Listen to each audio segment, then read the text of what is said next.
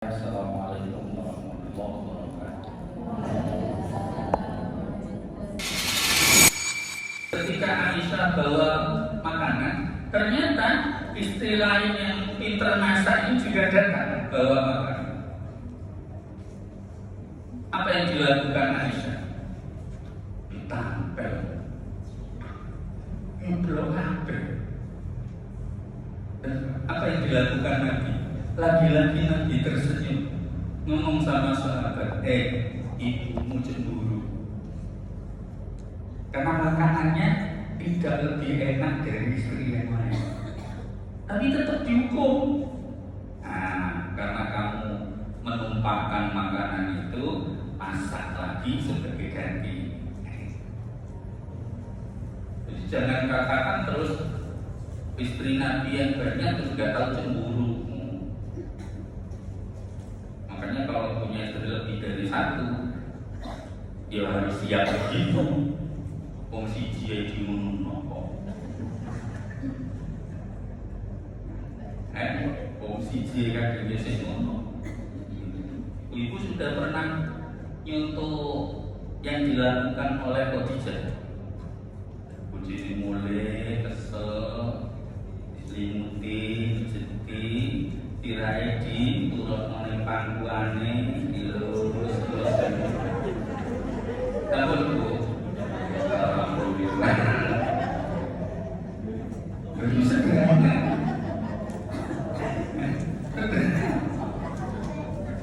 Sederhana banget itu. Kok ya protes. Nanya, Khadijah ketika melakukan itu usia berapa? Khadijah menikah sama Nabi usia berapa? 40, Nabi usia 25. Yang dilakukan Khadijah itu setelah Rasulullah menjadi Rasul, artinya lebih dari 15 tahun. Yang dilakukan Nabi itu ketika Khadijah sedang punya bayi namanya Fatimah. Ya, wis anggap 20 tahun. Nah, 20 tahun berarti usianya berapa? 60 tahun. 60 tahun loh Khadijah melakukan itu namanya. Mungkin umur saya kecil ngomong tua. Ya, ini juga seni. Ya, seni merawat Tuhan.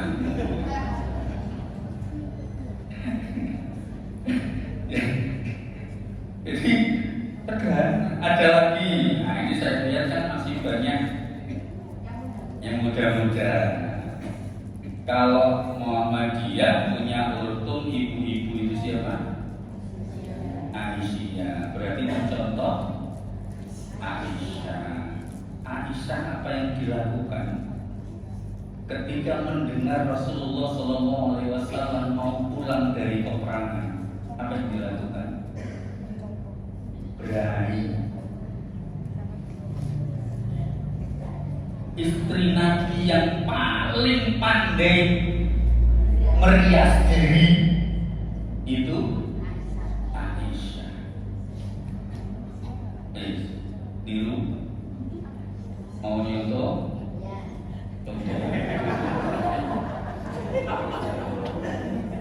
Setelah ini ngomong ke suami, Mas, habis kajian suruh nyontoh Aisyah. Kok no ojo kantongan nomor 5 ini. Oh kan. Bandana Musim lanang ya ngono, gak apa-apa sampeyan nomor 5 itu sayu aja. Ya. Oke, jadi itulah kondisi pada zaman Rasulullah seperti itu. Muhammadiyah sebagai gerakan Islam bergerak dalam rangka mencontoh bagaimana Rasulullah mencontohkan itu. Ayo kenali episode-episodenya. Nah, yang kedua, Muhammadiyah itu gerakan dakwah amar ma'ruf nahi munkar. Ya. Di dalam konsep gerakan dakwah, Muhammadiyah mengenal dengan umat ijabah, umat dakwah. Jadi kalau kita mau ngajak orang, Bapak Ibu, kita lihat ini dua ini. Ada namanya umat ijabah. Umat ijabah itu umat yang secara akidah kuat. Nek wis akidah kuat, komponen jungkir balik model apa? Budal. Berangkat. Ada kisah ketika Rasulullah ngajak perang, mengumumkan perang di Madinah. Kemudian ada 7 sahabat datang pada Rasulullah. Ya Rasulullah, ajak kami. Tapi kami tidak punya apa-apa, sendal aja tidak punya kok. Apa kata Nabi? Maaf, saya tidak bisa ngajak kamu. Kenapa? Saya juga tidak punya apa-apa. Kemudian perbekalan kendaraan dan seterusnya juga terbatas. Saya tidak bisa ngajak kamu. Nangis. Kenapa nangis? Mau berjuang tidak bisa. Tidak ada alatnya. Tidak ada alatnya. Iya nek budale mungkin ini nang gunung dakwah. Bareng maraton seiso. Dulu ada sahabat Nabi yang kalau sholat itu duduknya mesti di pojokan. Setiap sholat itu duduknya di pojokan. Ya, kemudian satu waktu Nabi tidak melihat, ini. Terus saya sholat tanya, ini gimana sih bulan? Apa katanya? Sakit? Oh nggak tahu. Nggak ada yang tahu kondisinya. Kalau gitu, ayo kita jenguk. Ayo kita jenguk. Nggak ada yang tahu kabarnya. Ketika didatangi, jarak masjid dan rumahnya sahabat ini 3 jam perjalanan. 3 jam. Ternyata sampai di sana, sahabat ini ternyata sudah meninggal. Makanya kalau umat ijabah yang sudah kuat,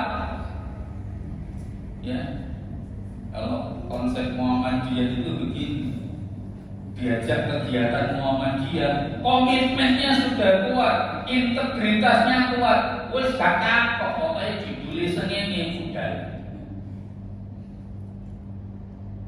Ya. Sahabat saya ngomong Muhammadiyah budal. Ono tanda tangan itu apa?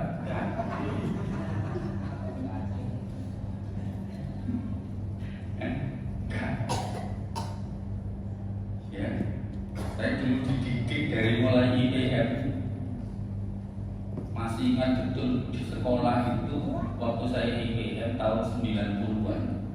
Itu ketika mau ujian, anak-anak siswa-siswa bayar ujian sekolah. Saya ketua IPM sama bendahara buka lapak dewi ke kantor meja. Nunggu teman-teman berpartisipasi untuk kasnya IPM. Ya.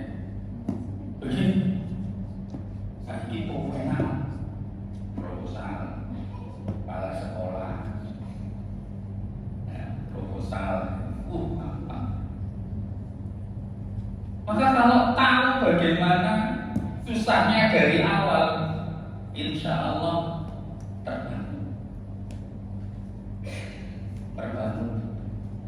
Nah, kalau umat ijabah kita ngomongin tentang sholat, ngomongin tentang zakat, ngomong tentang puasa, ngomong tentang muamalah, perkembangan ekonomi dan seterusnya. Terus masalahnya adalah ada satu bagian yang disebut dengan umat dakwah. Yang masuk kategori umat dakwah ini itu masih banyak diskusi, Pak. Masih banyak diskusi. Gitu ya. Dan maka kita layani diskusinya. orang tua, kakek maksiat, tobat, belajar sholat.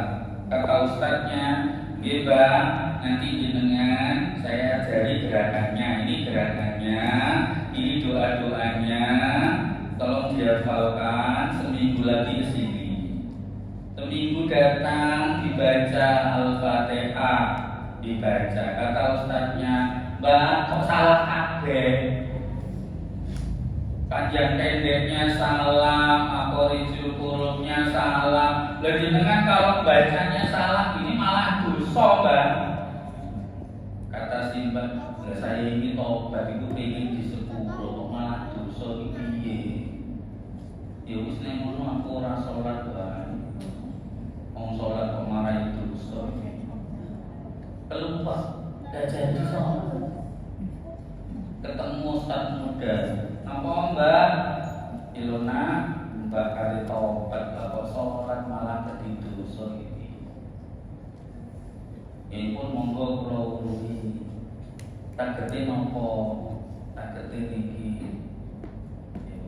Oh, pun umur kula wis jenengan mulai takbiratul ihram nganti salam bocok macae bismillah kok boten napa-napa.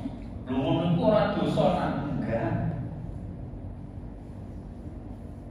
Ikut. Nah itu kita berdakwah kepada umat dakwah itu begitu. Ya. Nah, kemudian yang ketiga ada gerakan tajdid. Nah ini yang agak masuk ke apa namanya materi. Saya lompat ke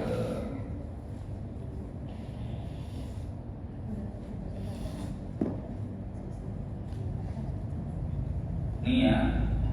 Yang pertama, tajdid itu memiliki dua arti. Di dalam bidang akidah dan ibadah, tajdid itu purifikasi, pemurnian. Sholat sing bener iki pripun? Tadi malam saya kajian di sebuah perumahan, ada jamaah tanya, Ustaz gimana hukumnya? Saya jadi makmum. Ketika saya rukuk, belum selesai doa, imamnya sudah mau sujud. Piye bisa lagi? Ya. Nah, ayo dianalisis. Satu rukun saja. Apa itu tumanina? Okay. Kalau itu dapat, oke, sholatnya sah. Kalau enggak, ulang sholat. Masa ngoten tuh, Pak. Seorang laki-laki datang ke masjid sholat, dilihat oleh Nabi. Nabi tidak mendengar bacaannya, hanya melihat gerakannya. Selesai sholat, orangnya pemuda ini datang ke Nabi. Apa kata Nabi? Sholli fa innaka lam tusolli. Sholat kok, kowe urung sholat. Ini sudah sholat. Apa maknanya? Sholatnya tidak sah. Begitu selesai balik lagi, ngomong lagi Nabi, sholli fa innaka lam tusolli. Kowe urung sholat kok. Sampai 3 kali pemuda ini mengatakan, ya Rasulullah, saya tidak bisa lebih baik lagi, alimni, ajarkan saya. Nah ketika diajarkan, inti ajarannya adalah tumani. Ya, kita nggak ngomong bacaannya. Tim SPFD saya kemarin itu begini, Pak, kemarin ada wali murid itu protes, nyambung. Wis anakku kata sekolah nang Muhammadiyah. Lah Pak, halo, iftitahi gawe kabiro. Di sini ada begitu? Hah? Ada? Enggak ada. Alhamdulillah. Siswa saya 95% non Muhammadiyah. Jadi ini ujian praktek terus gak kabiro gak oleh dapur. Maka kemudian kemarin saya mengulang kajian untuk HBT jilid 3. Ayo buka. Ono enggak ngono kabiro? Ono.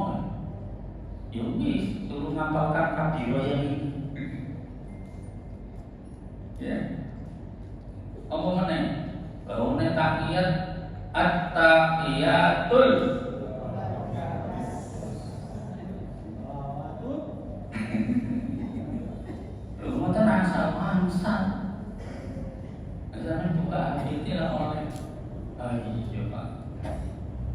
Ya sudah, nggak usah diperpanjang itu. Ya. Kemudian yang kedua, tajdid di bidang muamalah duniawiyah. Ya, maknanya mendinamisasikan. Nanti lebih dalam. Nah, ini. Dua sayap tajdid dalam Muhammadiyah. Ayo jam 12. Makanya saya dulu di depan materi ini sangat luas. Itu separuh nih. Ya, karena harus membedah dari awal urutannya sehingga sampai paham di belakang. Oke, tajdid di dalam Muhammadiyah, tajdid yang ditujukan untuk akidah dan ibadah atau syariah itu bersifat salafi, purifikasi. Salafi itu maksudnya apa? Melihat bagaimana orang-orang terdahulu. Salaf itu maksudnya orang terdahulu. Ya, Nabi bersama para sahabat sampai imam mazhab itu seperti apa cara beribadahnya, cara berakidahnya. Sedangkan yang kedua itu kholafi, maknanya dinamisasi. Kholafi itu maksudnya kholaf, orang belakangan, kontemporer. Saya kasih contoh. Kita balik ke hadis tadi.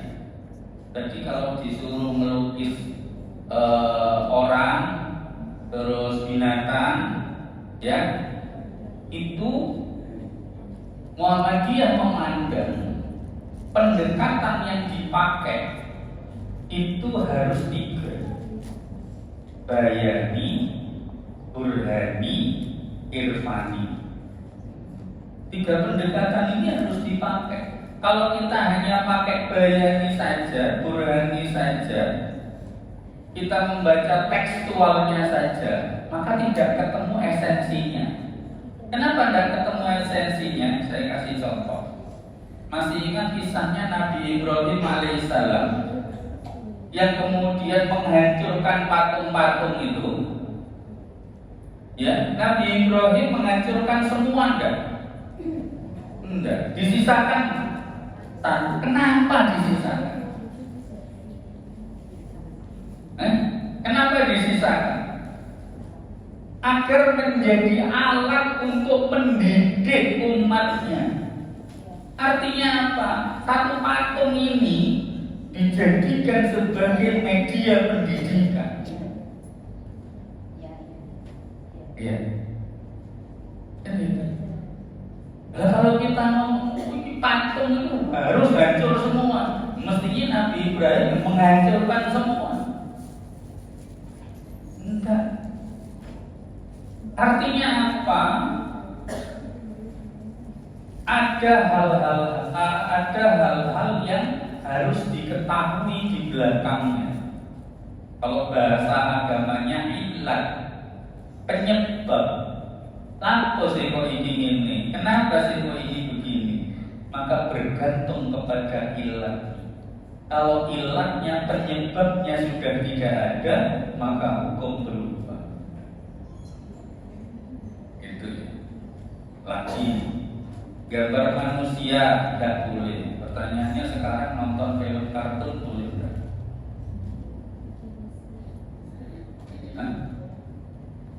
Kalau kita gambarnya bergerak, nanti dia mau gambarnya bergerak, lalu tambah menun.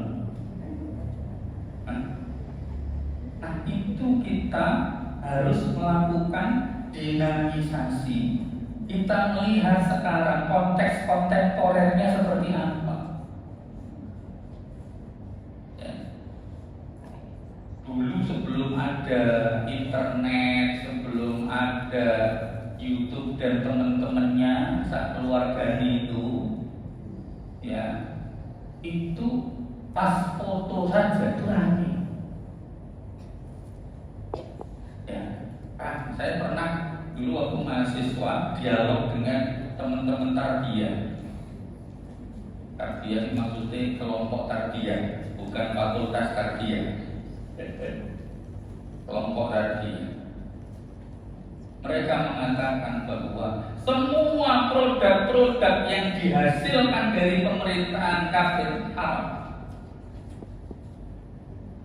Saya bilang, ente punya KTP enggak? Punya. Tahu sing mutu. Direkam oleh siapa? Kebijakan siapa?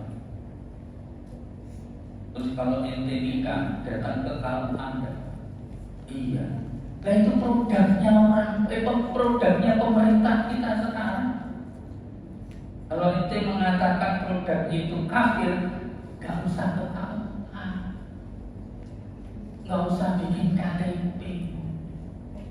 Rezeki itu dari Allah. Tak usah boleh bansos baru. Ya. Ayo kita dialog, ayo kita diskusi. Bagaimana tentang hukum perzinahan? Saya katakan dengan jelas, ayo lihat syariatnya. Orang dihukum berzina, diputuskan sebagai berzina, apa? Kalau ada 4 saksi. 4 saksi itu seperti CCTV yang melihat langsung melorot kelakuan. Nah sekarang kalau sampai mohon maaf dulu, zaman dulu sampai datang ke doi, pertanyaan saya sederhana, di sana banyak orang berzina? Banyak, ngerti ya? Pernah lihat? Enggak. Kok bisa memutuskan? Tidak bisa begitu. Kalau hanya membawa ke ranah hukum, tidak bisa. Di dalam Islam saja tuduhan itu bisa berbalik. Seorang suami yang menuduh istrinya berzina, tidak mampu menghadirkan saksi, tidak mampu bersumpah, akan kembali dia yang akan dapat 80 kali cambuk. Balik, ya main-main. Ya. Nah, maka inilah sayap tasbih Muhammadiyah. Jadi dalam konsep akidah, dalam konsep syariah, ya kita tengok ke belakang. Bagaimana Nabi dulu melaksanakan itu. Ya, tetapi dalam hal muamalah maka ada dinamisasi. Bagaimana konsep sekarang? Muamalah, contoh muamalah yang dari dalam zaman dulu ada jual beli. Masih ingat Bapak Ibu dulu pernah ada pelajaran jual beli itu sah kalau ada akadnya. Makanya yen betul gorengan ini kok tak dol nak yo. Wih, mulai tugas. Saya ngomong. Enggak ada omongannya saya ini jual beli online. Saya beberapa kali tidak beli jadi gini kok. Ya, saya suruh balik semua. Apa mengganggu? Ya,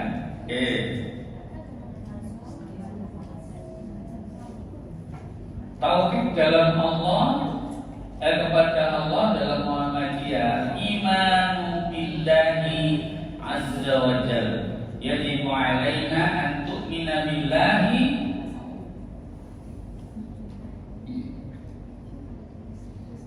Ya, nah ini konsep tauhid. Ini di situ muncul rububiyah, mulkiyah, dan ghayah. Saya skip saja. Ini penyakit yang diberantas oleh Muhammadiyah. Nah ini yang perlu untuk dicermati.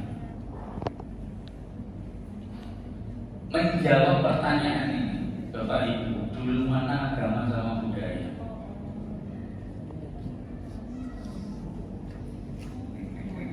Dulu mana agama sama budaya?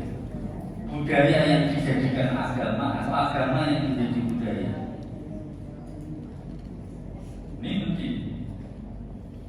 Ya. Karena jangan sampai kemudian kita terjebak. Terus kayak dia semua ibu Mas. Iya. Nah, ibu masih kenal di depan. Dia masih ngelakon. Nah, masih. Pertanyaan saya sederhana. Saya nggak ngomong hukumnya. Pertanyaan saya sederhana. Karena ngelakoni itu karena memang yakin ajarannya, apa suka tombo karo menurutku? Kalau alasannya sudah urusan tombo dan morotua, wis ojo ngomong pahala. Itu loh maksud saya.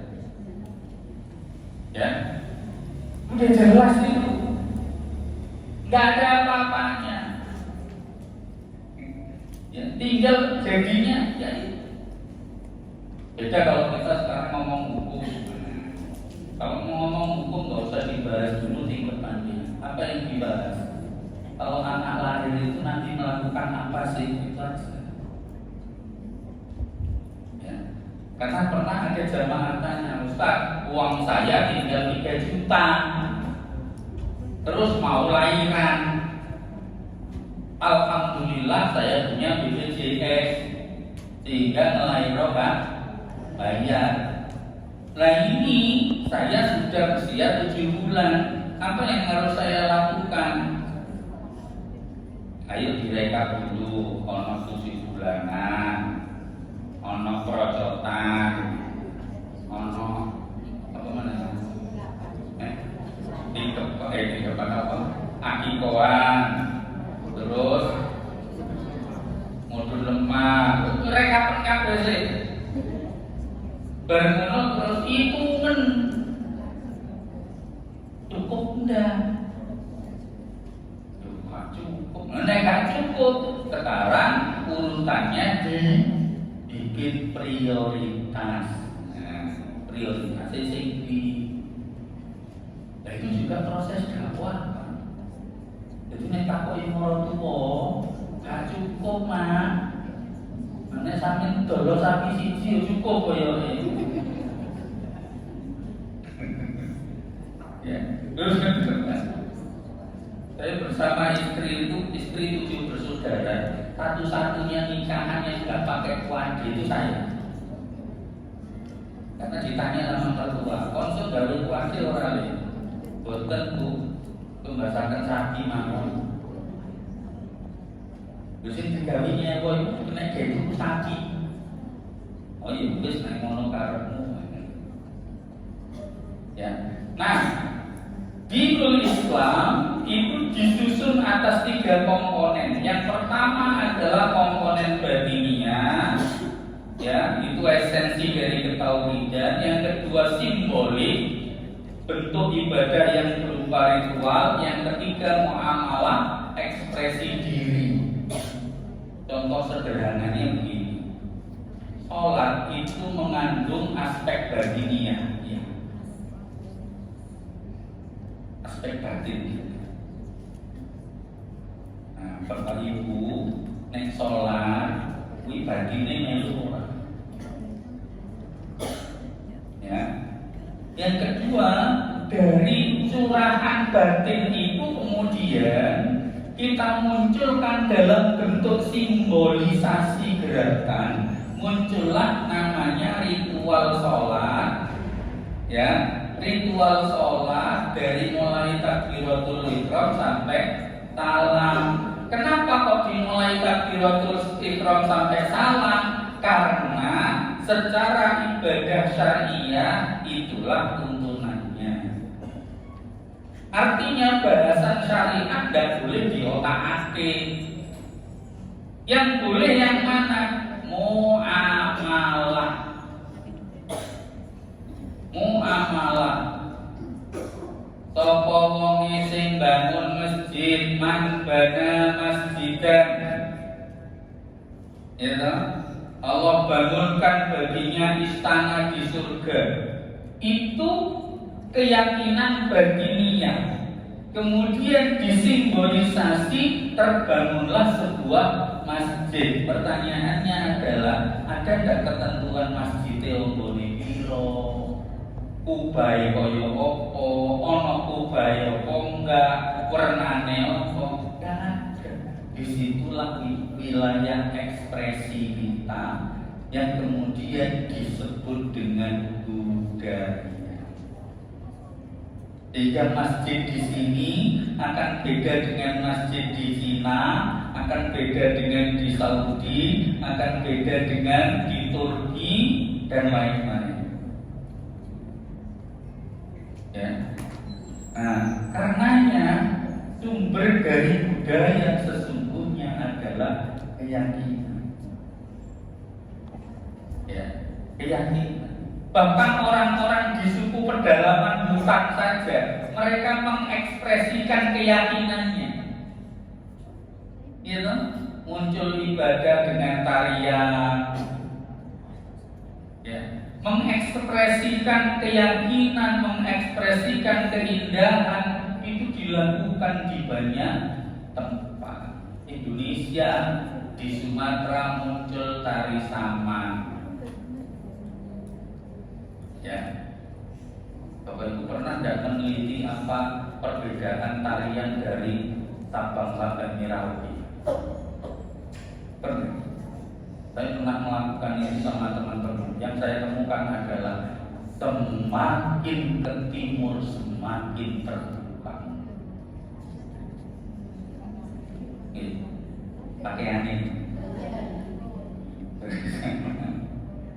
Rapet itu kalau dia tari saman, kemudian tari Melayu, tari Gile dan seterusnya, rapet tambah mulo, tambah ngetan, tambah kalong, petang dilintek. Begitu. Benar. Dipengaruhi dari apa? Dari sistem keyakinan. Budaya itu kemudian muncul. Ya.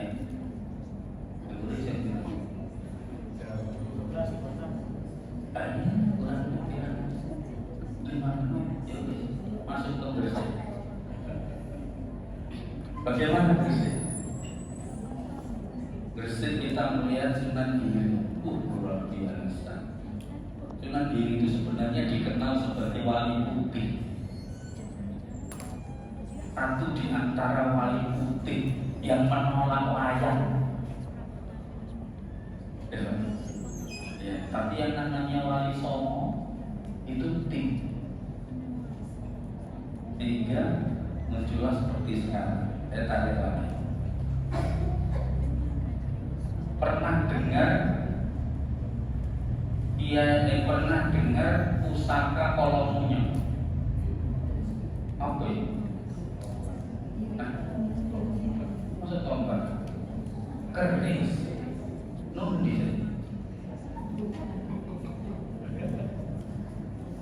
Dan mengikuti beberapa kajian sejarahnya, itu orang Jawa itu banyak sekali melakukan simbolisasi. Jadi ketika pasukan Majapahit datang ke Giri Kedaton untuk melabrak Sunan Giri, ya, Sunan Giri kemudian berdiri di puncak, ya. Kemudian beliau ini versi Jawa. Beliau memutar-mutar pena alat tulis hingga muser, ya, sehingga membuat angin ribut semua pasukan tunggal langkung. Maka jadilah itu pusaka Kolong oleh Marayu. Nah, versi ilmiahnya ternyata yang terjadi adalah bahwa itu bahasa Arab. Itu bukan kolomnya, tapi kolam pena. Ya. Maknanya apa? Sunan Giri waktu itu menggunakan retorikanya, menggunakan kepandaian beliau berretorika. Tinggal pakai bingung, jadi sih bener sih gitu. Ya, ini bener sih gitu. Akhirnya terus, wis mulai, bingung pulang semua. Versi-versi seperti itu juga banyak terjadi di tempat-tempat lain. Nah, maka jemaah sekalian, konsep-konsep budaya ini kalau kita tarik, bagaimana Muhammadiyah mensikapi, intinya ada di sini.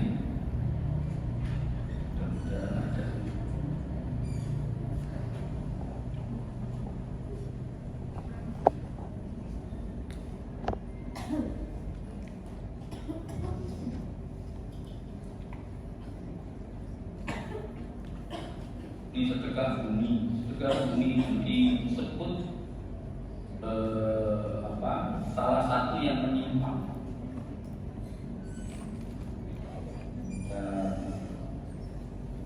Nah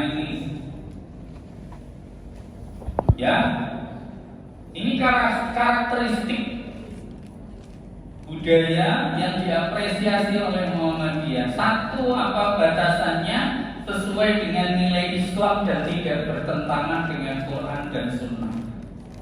Dua, meningkatkan keimanan, tidak mengandung TBC. Yang ketiga, menumbuhkan kebersihan jiwa dan kemaslahatan serta tidak mengandung unsur kezaliman dan kerusakan. 4, menghasilkan kebajikan dan menambahkan ingat kepada Allah. 5, membuat pencerahan peradaban. Masalahnya sekarang bagaimana ketika kita menghadapi sesuatu yang sudah terjadi? Tidak marah. Ya, saya pernah mengusulkan di sebuah desa, karena kebetulan panitianya saudara-saudara kita. Mereka itu waduh, saya ditunjuk jadi panitia. Panitia sedekah.